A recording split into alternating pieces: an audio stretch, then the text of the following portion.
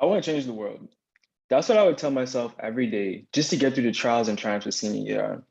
Senior year is a unique time, so unique that movies, songs, books have all been made just to relive this one year. It's a year where you get to plan your debut to the world with a passion to make something of yourself. At the same time, it's terrifying because it's the first year you have to think about how you're going to make it in life. Are you going to go to college, work at a company, start a company? You get to decide how your senior year goes based on what you want to be doing in life the moment after you walk across that stage. I wish I had the answers, but the tricky thing is that the world in 2021 isn't exactly the same as it was when I was a senior in 2017. But the questions we ask ourselves don't change. So I'll share with you the questions that I asked myself, the answers that I had, and I'll show you how that's going for me so far. Who will I be? Not who do I want to be? You see, there's a commitment in this question because the answer has to start with the words, I will. It's a promise to yourself, the type of promise that you just don't break. For me, I knew I'd be an engineer, entrepreneur, and investor. And the only people who fit this description were billionaires. Rather than be afraid of my big dreams, I just let the person who I decided I would become set the tone for how I saw myself and how I went about doing really everything in life. It isn't about being overly confident or arrogant, but it's about being honest with yourself so you can have your inner peace on your journey. What will I do? This question is about the actions you'll take during the good times and the ones you'll take during the bad times. My answer was simple, whatever it takes. If it was left up to me, I would have started a company straight out of high school.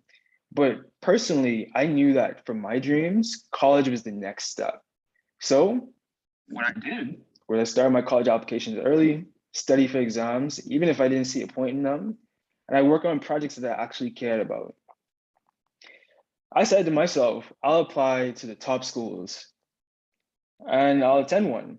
But at the same time, I was also saying that I was willing to be rejected just to become who I wanted to be, right? So I applied to Ivy League schools and they rejected me one by one. So I was left with a choice. Do I go to Morehouse or do I go to Howard? And if I cut away the prestige and bragging rights that come with going to an elite school, I really just wanted to find a place where I could grow as a man and find other people who were driven to embody excellence. Based on that, that's how I came to decide on Morehouse. So the fourth question is, am I driven by sight or vision? This question came from the late Dr. Miles Monroe, who gave a sermon on sight and vision. In a nutshell, he described sight as being the enemy of vision. What you see in front of you can often go against the vision you have in your life. What I saw in front of me was a balance on my account waiting to be paid and a single parent household that couldn't afford to put me through college. But I decided that I needed to be driven by the vision that I had for myself, and I couldn't just let that be the end of the story. So I did everything that I could just to get enough money for my first year at Morehouse. By the time I got to Morehouse, I was one of three Bahamians on campus and the only Bahamian freshman. So the same questions I asked myself in high school were the ones that kept me going. During new student orientation, one of the presenters told us that there was someone who wanted to be right where we were today, and there's someone else who's trying to get to the same place where we're trying to get to. So his advice to us was to wake up running. And honestly, that's what I've been doing every single day since. During freshman year, I learned to ask for help. I got to know people and understand American culture so I could survive and thrive. I stayed true to my dream and perform both in and outside the classroom. Within the first month, I placed in engineering competitions and I started to get internships, make friends, get scholarships. And I basically repeated the same process for 3 years, building my arsenal, just doing exactly what I knew would take for me to become who I knew I would become. That led me to land internships, research opportunities throughout my time in college. Uh, I led teams that built rockets, hovercrafts, drones, zero energy homes. And I traveled to conferences and competitions, networking events, academic and corporate events all across the US. This is just kind of my life. But again, when you say you're willing to do something in great times, you're also committing to do what it takes to make it through the hard times. I went through my fair share of hardships from being flat broke, sleeping on floors, getting rejected from opportunities. And trust me, COVID-19 definitely contributed to all of that. But this is just what adulthood is like if you want to ever grow. So before I go, I want to leave you with two things. One, you need to understand compound interest. And two, birds of a feather actually do flock together. In finance, compound interest is described as simply earning interest on your interest. For example, if someone starts investing steadily at the age of 25, by 62, they could have millions. But if that same person waited to start at 35, they'd have much less.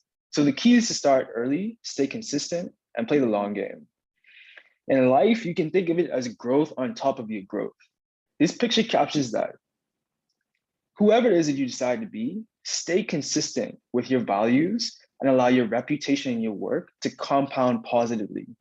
Keep in mind though, this can also compound negatively, which leads to my second point. Birds of a feather actually do flock together. One of the only things that I can definitely say contributed to my success were the people I surrounded myself with. At the beginning of my freshman year, I had a friend who said that he was going to work at Google by the summer. I thought he was crazy. I was like, you can't do that until you're a senior. But I saw him working toward it consistently in the fall. And by early spring, he already had an offer from Facebook. I said to myself, I have a choice. Am I going to be jealous and make excuses for how he got lucky? Or am I going to get closer to him and learn what he did and do for myself? Based on the success I just showed you, I think you know what I did. Everything in life has a network, both success and mediocrity. This doesn't mean that you're looking to leave old friends behind, but you're just trying to elevate. And if they want to be influenced by you, they'll either follow your lead or they'll leave you. It's that simple. And everything I just told you about my success in college wouldn't have been possible without this. So I'll leave you with these questions. Who will you be? What will you do? What's most important to you? And are you driven by sight or vision? So don't be like me and just say, I want to change the world. Instead, say, I will change the world by becoming, and you fill in the blank.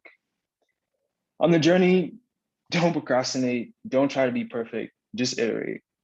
Keep trying every day. Switch things where you need to, and don't stop. Eventually, it'll all make sense.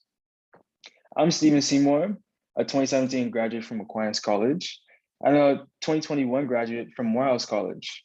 I'm an incoming class of 26 for Harvard Business School.